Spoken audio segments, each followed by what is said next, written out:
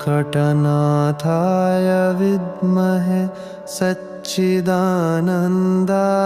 धीमहि तन्नो राघवेन्द्राय प्रचोदयात्।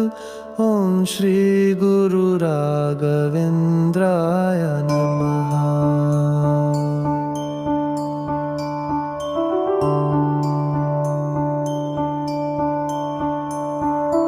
ॐ वेङ्कटनाथाय विद्महे सच्चिदानन्दाय